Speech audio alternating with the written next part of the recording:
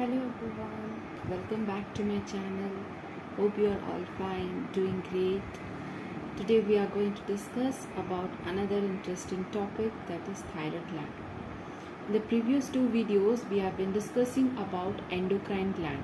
What is endocrine gland, what are its type, and in the first part of the video we have discussed what is hormone, what is endocrine gland, what is exocrine gland, what are the classification of hormone basing upon its solubility, whether they are water soluble or whether they are water type or they are fats.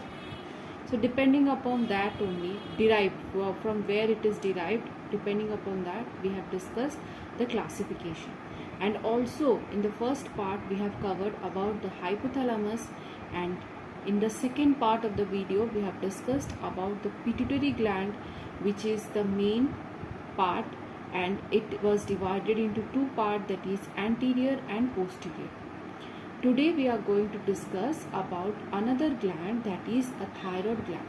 What is thyroid gland, what is its function, and what are hormones related to it, and also what is the functions of that hormone, we are going to discuss in this part of the video. As I have already told you, I am going to cover all the glands, then at the end of it I am going to discuss the disorders or the disease which are caused due to the deficiency of these glands, all these glands. Okay, so let's begin.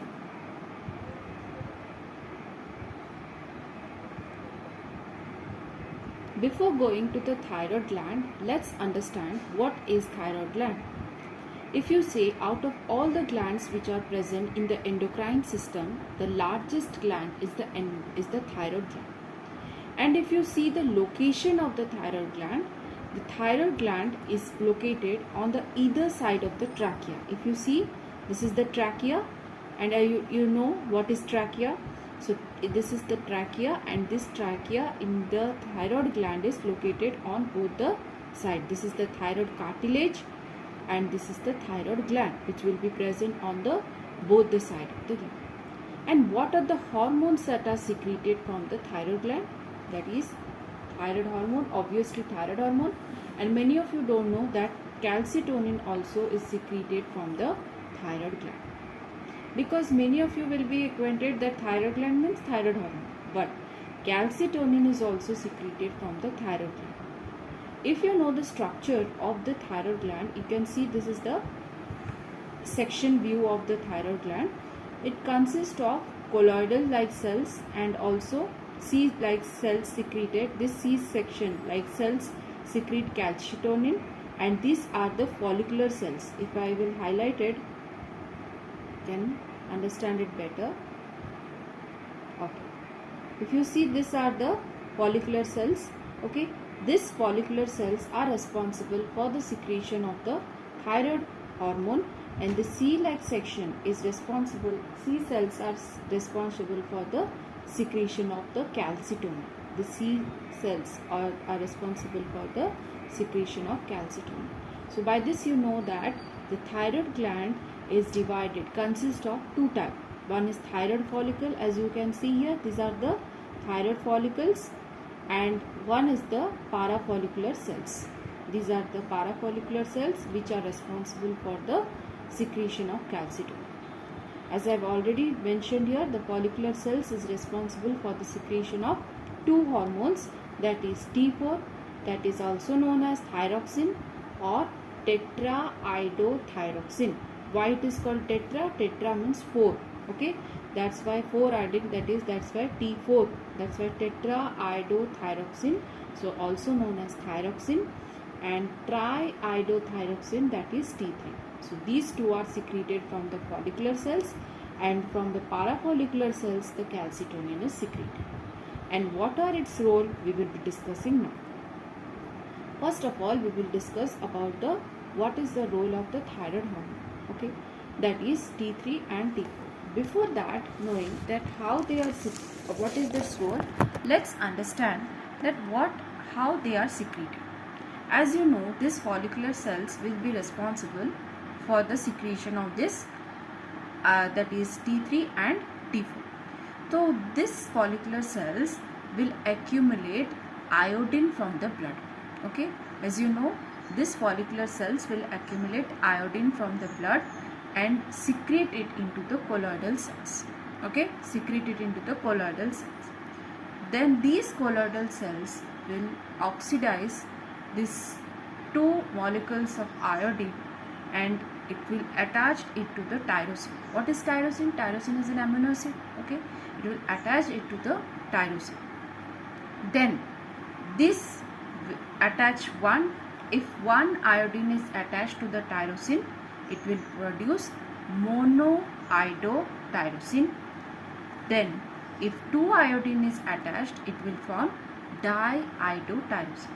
Okay, so by this you can modify MIT means monoiodotyrosine and diiodotyrosine means DIT.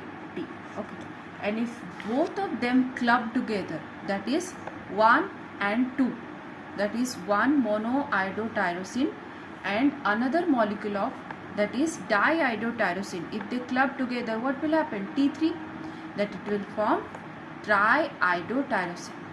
If both the molecules of diiodotyrosine will club together, that is diiodotyrosine means 2 iodine, another diiodotyrosine means another 2 molecules of iodine, it will form tetraiodotyrosine.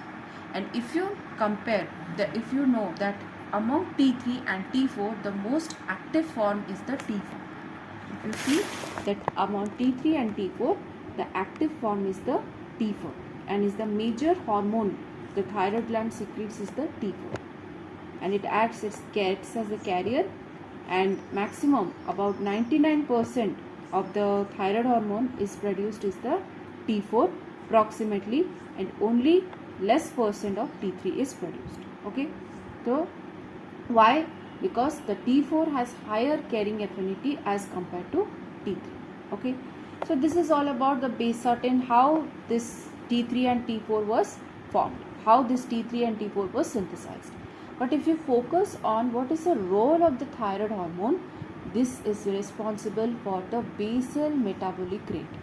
What is basal metabolic rate? Means all the activities which are performed by the tissues are mainly controlled by the thyroid hormone, because it increases the metabolic rate of the tissues. Certain tissues like the brain, and you can say brain, spleen and testis, thyroid hormone does not control, but major of the tissues activity, metabolic activity, all the cellular activities is mainly controlled by this thyroid hormone, because it is responsible for increasing the metabolic rate.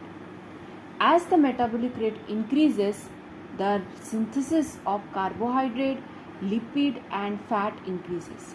As the increase in the carbohydrate, lipid and fat will increase, the ATP production will take place. As ATP production takes place, heat will be generated. As you know, ATP production takes place means it will exergonic, means heat will be liberated out. So heat liberated out means the body temperature rises. This effect is known as calorogenic effect. What is known as? It is known as calorogenic effect.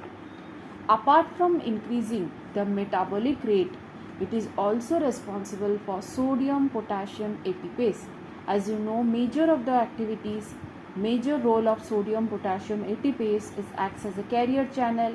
It helps in the nerve conduction, neuron action potential. Sodium potassium ATPase is very, very essential. So this is also synthesized by thyroid hormone. By this you can know how thyroid hormone is very important, playing a very important part in our day-to-day life. And also if there is any deficiency or any increase or hyposecretion of it, can cause trouble to our health. Okay.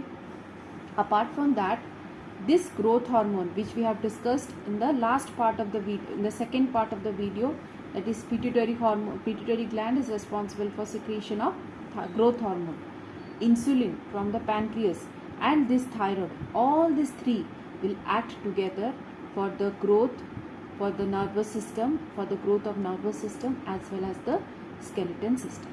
Okay, so this is the role of the thyroid hormone. So both this T3 and T4 are together known as the thyroid hormone, and these are all its function. Okay, next coming to the calcitonin.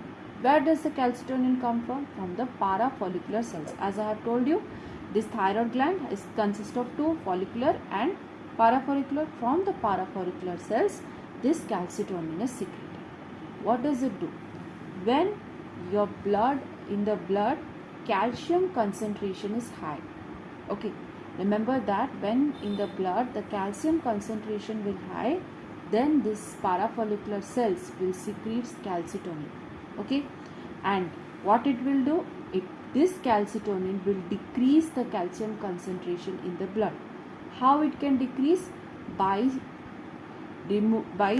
decreasing the mobility of calcium from the bone. Intake of calcium from bone to calcium, the intake will be decreased. Okay, calcitonin high means the mobilization of calcium from the bones. From the bones, the calcium will be not mobilized. That will be obstacle. That is, it promotes the osteoblastic activity. What it does? It promotes the osteoblastic activity by decreasing the calcium concentration.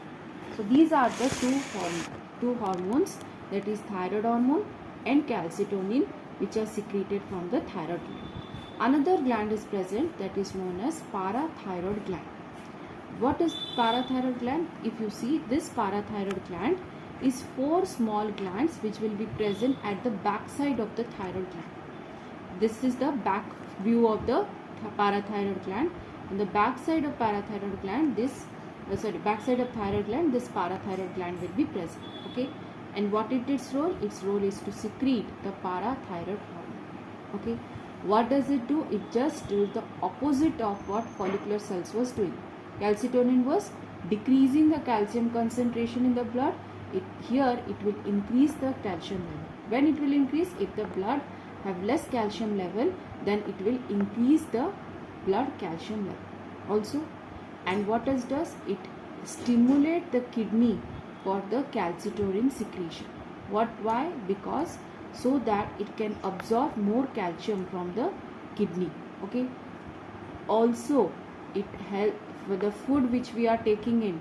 If we are eating any calcium related food also, from the gut also, from the digestive system also, it will absorb the calcium, as a result of which it can increase the blood calcium level.